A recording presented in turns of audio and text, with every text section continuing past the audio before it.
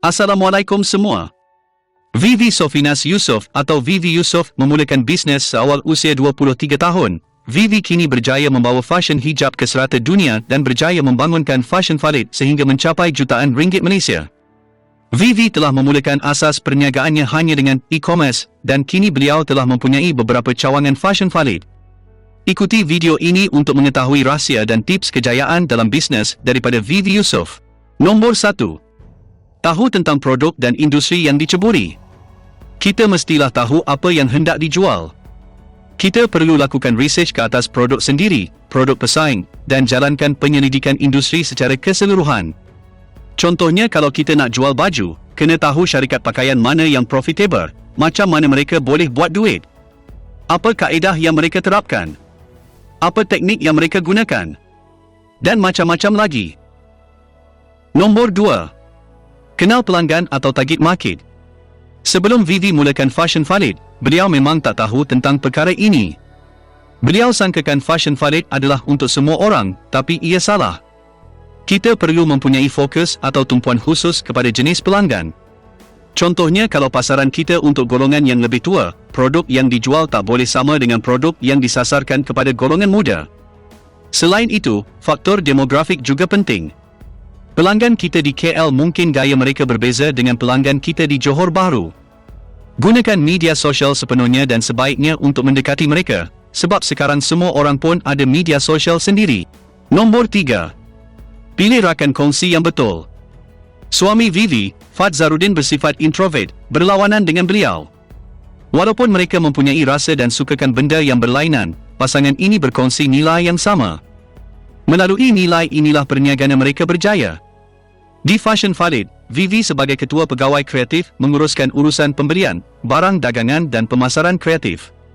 Fadza pula sebagai ketua pegawai eksekutif mengendalikan operasi dan keuangan harian. Seperti yang dijelaskan Vivi, rakan kongsi yang betul melengkapi kekuatan kita dan ini boleh terjadi sebaliknya. Maka aspek ini penting untuk melahirkan model perniagaan yang berjaya. Nombor 4. Bentuk pasukan yang hebat. Kita perlu sedar, banyak yang kita rasa mampu lakukan segala-galanya, sebenarnya kita tidak boleh. Kita hanyalah manusia biasa dan bukan Superman. Sebab itulah Vivi sangat pentingkan kerja berpasukan. Kerja perlu dibahagi kepada leaders dan para pekerja agar segalanya berjalan lancar, teratur dan cepat. Kita perlu berkomunikasi dengan pekerja tentang masalah yang timbul dan bincangkan cara atau jalan penyelesaian, perlu follow up. Dan paling penting kita mesti kena turun padang, tak kiralah sama ada ke pejabat ataupun ke events. Vivi mengambil masa yang lama untuk mencari orang yang sempurna dan ia sangat sukar, ramai orang datang dan pergi. Selepas membentuk pasukan, kita perlu melatih pasukan dan jadikan mereka leaders. Leaders ini akan membantu kita setiap hari dalam menentukan hala tuju syarikat. Dari sini, karya mereka juga akan berkembang. Nombor 5. Terima maklum balas dengan terbuka.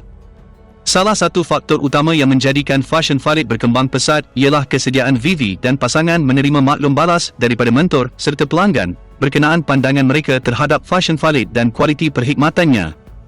Vivi berkata, tidak mampu saya tekankan lagi bahawa mentor kami telah mengubah pandangan kami kerana apabila anda terlibat dalam perniagaan, anda tidak dapat melihat dari sudut pandang orang luar. Sebab itulah anda tidak sedar kenapa usaha anda tidak berhasil. Tetapi jika anda bertanya pendapat orang luar untuk meneliti syarikat anda, ini akan membuka mata anda pada banyak perkara. Nombor 6. Minat.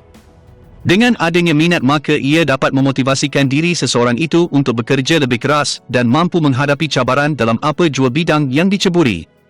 Tidak kira apa jua bidang pekerjaan yang diceburi, cabaran itu tetap ada. Berkecimpung dalam dunia bisnes yang berlatarkan fashion memerlukan saya sentiasa mengejar trend terkini kerana dunia fashion bergerak pantas. Bukan itu sahaja, persaingan dalam bisnes ini juga sentiasa ada kerana dunia bisnes sangat kompetitif, kata Vivi Yusof. Jangan lupa like and share video ini. InsyaAllah, saya akan hasilkan video seperti ini pada masa akan datang. Sila subscribe channel ini untuk menunjukkan sokongan anda. Assalamualaikum dan jumpa lagi.